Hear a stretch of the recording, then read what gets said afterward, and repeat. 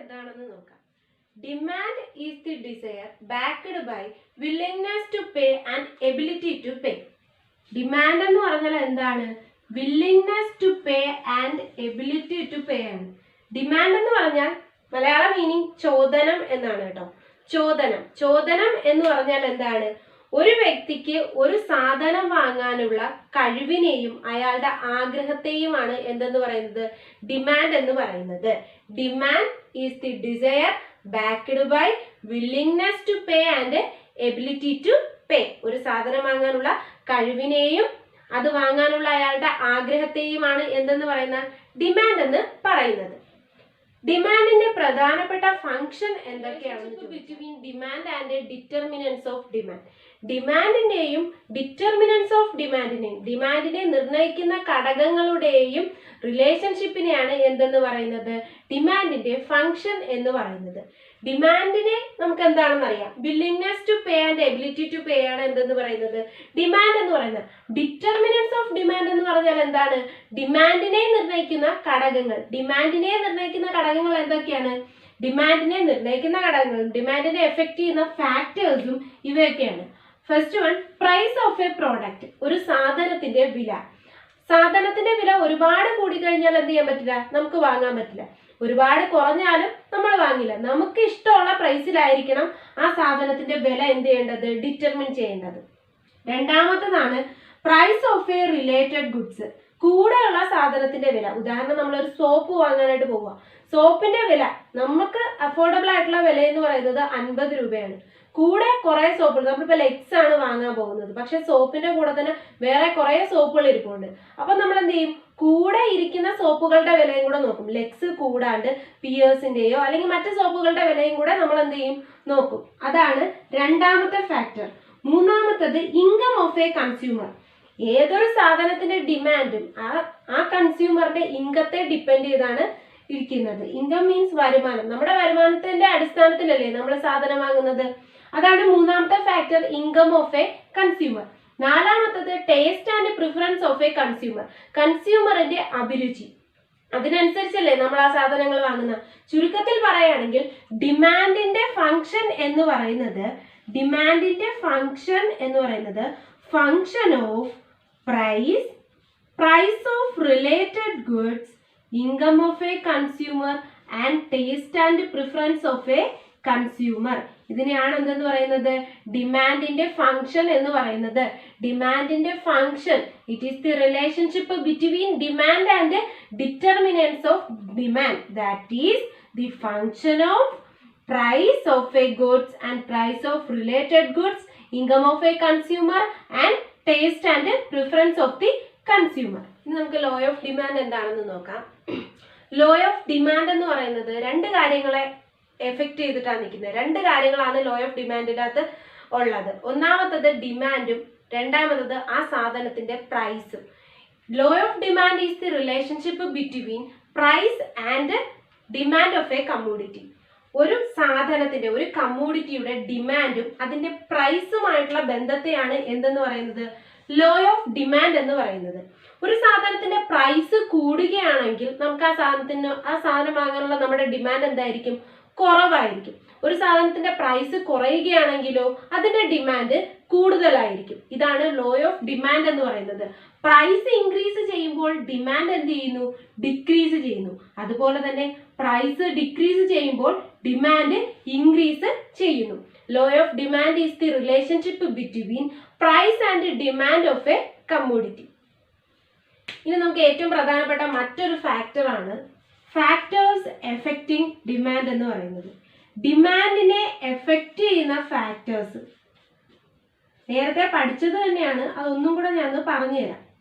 ഡിമാൻഡിനെ effect ചെയ്യുന്ന factors എന്ന് പറയുന്നത് അതിന്റെ 4 ഫങ്ഷൻസ് തന്നെയാണ്. ഡിറ്റർമിനൻസ് ഓഫ് ഡിമാൻഡ് തന്നെയാണ് ഡിമാൻഡിനെ എഫക്റ്റ് ചെയ്യുന്ന ഫാക്ടേഴ്സും. 4 കാര്യങ്ങളാണ്. ഒന്നാമത്തത് പ്രൈസ് ഓഫ് എ പ്രോഡക്റ്റ്. ഒരു സാധനത്തിന്റെ വില. ആ സാധനത്തിന്റെ വില എന്ത് ചെയ്യുന്നു? നമ്മൾ വാങ്ങുന്ന സാധനത്തിന്റെ വില എന്ത് ചെയ്യും? അതിന്റെ ഡിമാൻഡിനെ ഡിറ്റർമിൻ ചെയ്യുന്ന ഒരു ഫാക്ടറാണ്. രണ്ടാമത്തത് പ്രൈസ് ഓഫ് റിലേറ്റഡ് ഗുഡ്സ്. കൂടെയുള്ള സാധനത്തിന്റെ റിലേറ്റഡ് ഗുഡ്സ് എന്ന് പറഞ്ഞാൽ ഒരു സാധനത്തിന്റെ ഒപ്പം നിൽക്കുന്ന സാധനത്തെയാണ് എന്തെന്ന് പറയുന്നത് റിലേറ്റഡ് ഗുഡ്സ് എന്ന് പറയുന്നത്. മൂന്നാമത്തത് ഇൻകം ഓഫ് എ കൺസ്യൂമർ, പിന്നെ taste and preference of a consumer. First one price of a product. ഒരു പ്രോഡക്റ്റിന്റെ വില ആ പ്രോഡക്റ്റിന്റെ ഡിമാൻഡിനെ എന്ത് ചെയ്യും എഫക്ട് ചെയ്യും. ഒരുപാട് ആ പ്രോഡക്റ്റിന്റെ വില കൂടുകയാണെങ്കിലോ നമുക്കത് വാങ്ങാൻ പറ്റില്ല. അപ്പൊ എന്ത് ചെയ്യും ആ പ്രോഡക്റ്റിന്റെ ഡിമാൻഡ് കുറയും. അതേസമയം പ്രോഡക്റ്റിന്റെ വില കുറഞ്ഞിരിക്കുകയാണെങ്കിൽ ആ പ്രോഡക്റ്റിന്റെ ഡിമാൻഡ് കൂടും. രണ്ടാമത്തെ പോയിന്റ് ആണ് price of related goods. Price of related goods എന്ന് പറഞ്ഞാൽ എന്താണ്? ഒപ്പമുള്ള സാധനത്തിന്റെ വില. ഉദാഹരണത്തിന് നമ്മളിപ്പോ ഒരു സോപ്പ് വാങ്ങാനായിട്ട് പോകുക, നമ്മൾ ലെക്സ് ആണ് വാങ്ങാൻ പോകുന്നത് എങ്കിലും നമ്മൾ അവിടെയുള്ള പിയേഴ്സിന്റെയും മറ്റ് സോപ്പുകളുടെയും കൂടെ വില എന്ത് ചെയ്യും? നമ്മളത് താരതമ്യപ്പെടുത്തും. അതാണ് പ്രൈസ് ഓഫ് റിലേറ്റഡ് ഗുഡ്സ്. പൊതുവെ രണ്ട് തരത്തിലുള്ള ഗുഡ്സ് ആണ് ഉള്ളത് പ്രൈസ് ഓഫ് റിലേറ്റഡ് ഗുഡ്സിൽ. ഒന്ന് സബ്സ്റ്റിറ്റ്യൂട്ട് ഗുഡ്സും രണ്ടാമത്തത് കോംപ്ലിമെന്ററി ഗുഡ്സും ആണ്. സബ്സ്റ്റിറ്റ്യൂട്ട് ഗുഡ്സ് എന്ന് പറഞ്ഞാൽ എന്താണ്? ഒരു പ്രോഡക്റ്റിന് പകരം നമുക്ക് മറ്റൊരു പ്രോഡക്റ്റ് ഉപയോഗിക്കാൻ പറ്റും. ഒരു പ്രോഡക്റ്റിന് പകരം മറ്റൊരു പ്രോഡക്റ്റ് ഉപയോഗിക്കാൻ പറ്റുന്നതാണ് സബ്സ്റ്റിറ്റ്യൂട്ട് ഗുഡ്സ്. ഒന്നിന് പകരം മറ്റൊരു സബ്സ്റ്റിറ്റ്യൂട്ട് ഉണ്ടായിരിക്കും. അത്തരത്തിലുള്ള പ്രോഡക്ട്സിനെയാണ് എന്തെന്ന് പറയുന്ന സബ്സ്റ്റിറ്റ്യൂട്ട് ഗുഡ്സ് എന്ന് പറയുന്നത്. ഉദാഹരണം കോഫി, ടീ. കോഫി ഇല്ലെങ്കിൽ നമുക്ക് എന്ത് ഉപയോഗിക്കാം? ടീ ഉപയോഗിക്കാം. രണ്ടാമത്തതാണ് കോംപ്ലിമെന്ററി ഗുഡ്സ് എന്ന് പറയുന്നത്. കോംപ്ലിമെന്ററി ഗുഡ്സ് എന്ന് പറഞ്ഞാൽ ഒരു പ്രോഡക്റ്റ് ഉപയോഗിക്കണമെങ്കിൽ അതിന്റെ കൂടെ എന്ത് വേണം? മറ്റൊരു പ്രോഡക്റ്റും കൂടെ വേണം. ഉദാഹരണം പെൻ ഉപയോഗിക്കണമെങ്കിൽ നമുക്ക് എന്ത് വേണം? ഇങ്ക് വേണം. അത്തരത്തിലുള്ള ഗുഡ്സിനെയാണ് എന്തെന്ന് പറയുന്നത്? കോംപ്ലിമെന്ററി ഗുഡ്സ് എന്ന് പറയുന്നത്. അടുത്തത് income of a consumer. Income of a consumer എന്ന് പറഞ്ഞാൽ ഒരു കൺസ്യൂമറിന്റെ വരുമാനം അയാളുടെ ഡിമാൻഡിനെ എന്ത് ചെയ്യും? എഫക്ട് ചെയ്യുന്ന ഒരു ഫാക്ടറാണ്.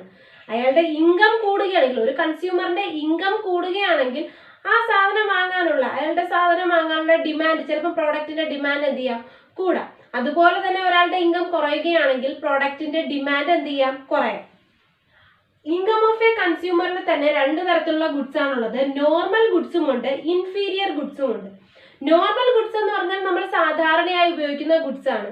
ഉദാഹരണം T V, computer, mobile phone, അങ്ങനെയുള്ള ഗുഡ്സ് ഒക്കെ ഇല്ലേ, അതൊക്കെയാണ് നോർമൽ ഗുഡ്സ് എന്ന് പറയുന്നത്. അത്തരത്തിലുള്ള ഗുഡ്സിന്റെ പ്രത്യേകത എന്താണെന്ന് ചോദിച്ചാൽ ഒരു കൺസ്യൂമറിന്റെ ഇൻകം കൂടുമ്പോൾ ഡിമാൻഡും എന്ത് ചെയ്യുന്നു? കൂടുന്നു. അതുപോലെ തന്നെ ഒരു കൺസ്യൂമറിന്റെ ഇൻകം കുറയുമ്പോൾ എന്താണ്? ഡിമാൻഡും കുറയുന്നു. അതായത് രണ്ടും സെയിം ഡയറക്ഷനിലാണ് മൂവ് ചെയ്യുന്നത്. ഡിമാൻഡും ഇൻകവും സെയിം ഡയറക്ഷൻ പോസിറ്റീവായിട്ടാണ് മൂവ് ചെയ്യുന്നത്. അതാണ് ഇൻഫീരിയർ ഗുഡ്സിന്റെ പ്രത്യേകത. അപ്പൊ അത്തരത്തിലുള്ള ഗുഡ്സിന് സെയിം ഡയറക്ഷനിൽ മൂവ് ചെയ്യുന്ന ഗുഡ്സിനെയാണ് എന്തെന്ന് പറയുന്നത്? നോർമൽ ഗുഡ്സ് എന്ന് പറയുന്നത്. അത് എപ്പോഴും എന്തായിരിക്കും? സെയിം ഡയറക്ഷനിൽ മൂവ് ചെയ്യുന്നതുകൊണ്ട് പോസിറ്റീവ് ആയിരിക്കും. അടുത്തതാണ് ഇൻഫീരിയർ ഗുഡ്സ്. ഇൻഫീരിയർ ഗുഡ്സ് എന്ന് പറഞ്ഞാൽ എന്താണെന്ന് പറഞ്ഞാൽ ഇൻകം കൂടുമ്പോൾ ഡിമാൻഡ് എന്ത് ചെയ്യുന്നു? ഡിക്രീസ് ചെയ്യുന്നു. കൺസ്യൂമറിന്റെ ഇൻകം കുറയുമ്പോൾ എന്ത് ചെയ്യും? ഡിമാൻഡ് കൂടുന്നു. ഓപ്പോസിറ്റ് ഡയറക്ഷനിലായിരിക്കും അവരുടെ റിലേഷൻ. ഇൻകവും ഡിമാൻഡും തമ്മിലുള്ള റിലേഷൻ എന്തായിരിക്കും? ഓപ്പോസിറ്റ് ഡയറക്ഷനിലായിരിക്കും. അത്തരത്തിലുള്ള ഗുഡ്സുകളെയാണ് ഇൻഫീരിയർ ഗുഡ്സ് എന്ന് പറയുന്നത്. ഉദാഹരണമായിട്ട് പറയുകയാണെങ്കിൽ നമ്മുടെ ലോ ക്വാളിറ്റി ഗുഡ്സ് ആണ് കൂടുതലായിട്ട് ഉദാഹരണം പറയാൻ പറ്റുന്നത്. ഉദാഹരണം മരച്ചീനി, നമ്മുടെ ഫുഡ് ഐറ്റംസ് ഇല്ലേ, അതൊക്കെയാണ് ലോ ക്വാളിറ്റി ഗുഡ്സ് എന്ന് പറയുന്നത്. അവയൊക്കെ നമുക്ക് ഇൻഫീരിയർ ഗുഡ്സിന് എക്സാമ്പിൾ ആയിട്ട് പറയാം. അടുത്തതാണ് taste and preference of a consumer. Taste and preference of consumer എന്ന് പറഞ്ഞാൽ എന്താണ്? കൺസ്യൂമറിന്റെ അഭിരുചി. അതനുസരിച്ച് എന്ത് ചെയ്യാം? ഡിമാൻഡിനെ ഡിറ്റർമിൻ ചെയ്യാം. അപ്പോൾ ഡിമാൻഡിനെ എഫക്ട് ചെയ്യുന്ന കാര്യങ്ങൾ ഏതൊക്കെയാണ്? 4 കാര്യങ്ങളാണ്. Price of a product, price of related goods, income of a consumer, taste and preference of the consumer. ഈ 4 കാര്യങ്ങളാണ് എന്തെന്ന് പറയുന്നത്? ഡിമാൻഡിനെ എഫക്ട് ചെയ്യുന്ന ഫാക്ടേഴ്സ്. ഇനി നമുക്ക് ഡിമാൻഡിന്റെ ചേഞ്ച് എന്താണെന്ന് നോക്കാം. ചേഞ്ച് ഡിമാൻഡിനെ കുറിച്ച് നോക്കാം. 2 രീതിയിലാണ് ഡിമാൻഡിന് ചേഞ്ച് ഉണ്ടാകുന്നത്. ഒന്ന് മൂവ്മെന്റ് എലോങ് ഡിമാൻഡ് കർവും, രണ്ടാമത്തത് ഷിഫ്റ്റ് ഇൻ ഡിമാൻഡ് കർവുമാണ്. മൂവ്മെന്റ് എലോങ് ഡിമാൻഡ് കർവ് എന്ന് പറയുന്നത് പ്രൈസ് എഫക്റ്റിൽ, അതായത് പ്രൈസിൽ ചേഞ്ച് ഉണ്ടാവുമ്പോഴാണ് അത്തരത്തിലൊരു ചേഞ്ച് വരുന്നത്. അത് തന്നെ 2 രീതിയിലാണ് വരുന്നത്. എക്സ്പാൻഷൻ ഓഫ് ഡിമാൻഡും കോൺട്രാക്ഷൻ ഓഫ് ഡിമാൻഡും. എക്സ്പാൻഷൻ ഓഫ് ഡിമാൻഡ് എന്ന് പറഞ്ഞാൽ എന്താണ്? ഡിമാൻഡ് കൂടുന്നത്. കോൺട്രാക്ഷൻ ഓഫ് ഡിമാൻഡ് എന്ന് പറഞ്ഞാൽ എന്താണ്? ഡിമാൻഡിന്റെ ചുരുക്കം. അപ്പൊ അതെങ്ങനെയാണ് സംഭവിക്കുന്നത് നോക്കാം. ഒരു ഗ്രാഫില് ഇതാണ് നമ്മുടെ നോർമൽ പ്രൈസ് എഫക്റ്റ്. ഇത് ഉണ്ടാവുന്നത് എങ്ങനെയാണ്? പ്രൈസ് എഫക്റ്റ് കൊണ്ടാണ് ഉണ്ടാവുന്നത്. ഇതാണ് നമ്മുടെ നോർമൽ പ്രൈസ്. ഇത് നമ്മുടെ നോർമൽ ക്വാണ്ടിറ്റി. ഇവിടെ എന്താണ്? പ്രൈസ് ഡിക്രീസ് ചെയ്യുകയാണ്. പ്രൈസ് P1ലേക്ക് ഡിക്രീസ് ചെയ്യുന്നു. അപ്പൊ എന്ത് ചെയ്യും?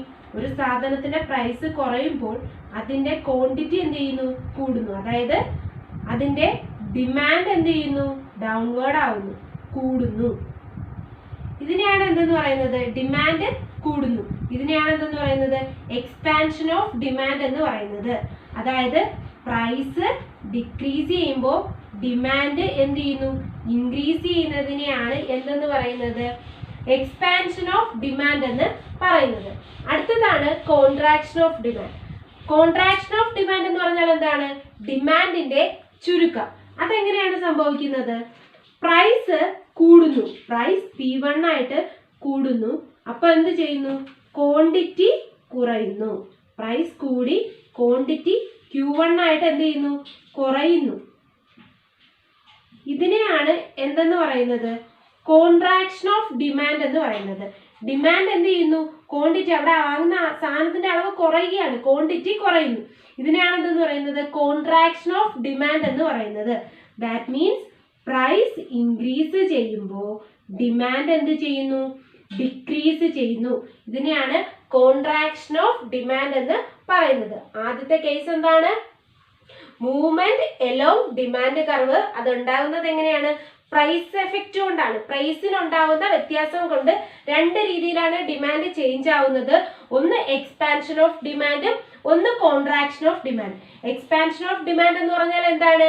പ്രൈസ് ഡിക്രീസ് ചെയ്യുകയും ഡിമാൻഡ് ഇൻക്രീസ് ചെയ്യുകയും ചെയ്യുന്നു. കോൺട്രാക്ഷൻ ഓഫ് ഡിമാൻഡ് എന്ന് പറഞ്ഞാൽ എന്താണ്? പ്രൈസ് ഇൻക്രീസ് ചെയ്യുകയും ഡിമാൻഡ് ഡിക്രീസ് ചെയ്യുകയും ചെയ്യുന്നു. പോകുന്നത് ഷിഫ്റ്റ് ഇൻ ഡിമാൻഡ് ആണ്. ഷിഫ്റ്റ് ഇൻ ഡിമാൻഡ് സംഭവിക്കുന്നത് നോൺ പ്രൈസ് എഫക്റ്റ് കൊണ്ടാണ്. നോൺ പ്രൈസ് എഫക്റ്റ് എന്ന് വെച്ചാൽ ബാക്കി മൂന്ന് കാര്യങ്ങൾ, അതായത് പ്രൈസ് ഓഫ് റിലേറ്റഡ് ഗുഡ്സും ഇൻകം ഓഫ് എ കൺസ്യൂമറും ടേസ്റ്റ് ആൻഡ് പ്രിഫറൻസും, ഈ മൂന്ന് കാര്യങ്ങളുടെ എഫക്റ്റ് കൊണ്ട് ഡിമാൻഡ് എങ്ങനെ മാറുന്നു. ഇതിനകത്ത് എന്തില്ല? പ്രൈസ് ഇല്ല. പ്രൈസ് ഓഫ് റിലേറ്റഡ് ഗുഡ്സും ഇൻകം ഓഫ് എ കൺസ്യൂമറും ടേസ്റ്റ് ആൻഡ് പ്രിഫറൻസും മാത്രമേ ഉള്ളൂ. അപ്പൊ രണ്ട് കാര്യങ്ങളാണ് അവിടെ സംഭവിക്കുന്നത്. ഇൻക്രീസിങ് ഡിമാൻഡും ഡിക്രീസിങ് ഡിമാൻഡും. ഡിമാൻഡ് കൂടുകയും ചെയ്യുന്നു, ഡിമാൻഡ് കുറയുകയും ചെയ്യുന്നു. ഇതാണ് നോർമൽ ആയിട്ടുള്ള നമ്മുടെ പ്രൈസ്. ഇത് നമ്മുടെ സാധാരണ ക്വാണ്ടിറ്റി. ആ സമയത്തുള്ള ഡിമാൻഡ്. ഇവിടെ എങ്ങനെയാണ് ഡിമാൻഡ് കൂടുന്നത്? പ്രൈസിന് ചേഞ്ച് ഒന്നുമില്ല. അതായത് ഈ മൂന്ന് കാര്യങ്ങൾ മറ്റ് എന്തോ നോൺ പ്രൈസ് ഫാക്ടറിന്റെ കാരണത്താൽ എന്ത് ചെയ്യുന്നു? ക്വാണ്ടിറ്റി കൂടുന്നു. പ്രൈസിന് ചേഞ്ച് ഒന്നുമില്ല, ക്വാണ്ടിറ്റി മാത്രം കൂടുന്നു. അപ്പൊ ഡിമാൻഡ് എന്ത് ചെയ്യുന്നു? ഇൻക്രീസ് ചെയ്യുന്നു. ഡിയിൽ നിന്നും D1ലേക്ക് ഇൻക്രീസ് ചെയ്യുന്നു. ഇതിനെയാണ് എന്തെന്ന് പറയുന്ന? ഇൻക്രീസിങ് ഡിമാൻഡ് എന്ന് പറയുന്നത്. ഡിക്രീസിങ് ഡിമാൻഡ് എന്ന് വെച്ചാൽ നോൺ പ്രൈസ് ഫാക്ടറിന്റെ എഫക്റ്റ് മൂലം ഡിമാൻഡ് എന്ത് ചെയ്യുന്നു? ഡിക്രീസ് ചെയ്യുന്നു. ഇതിനെയാണ് എന്തെന്ന് പറയുന്നത്? ഡിമാൻഡ് ഡിയിൽ നിന്നും D1 ആയിട്ട് ഡിക്രീസ് ചെയ്യുന്നു. ഇതിനെയാണ് ഡിക്രീസിങ് ഡിമാൻഡ് എന്ന് പറയുന്നത്.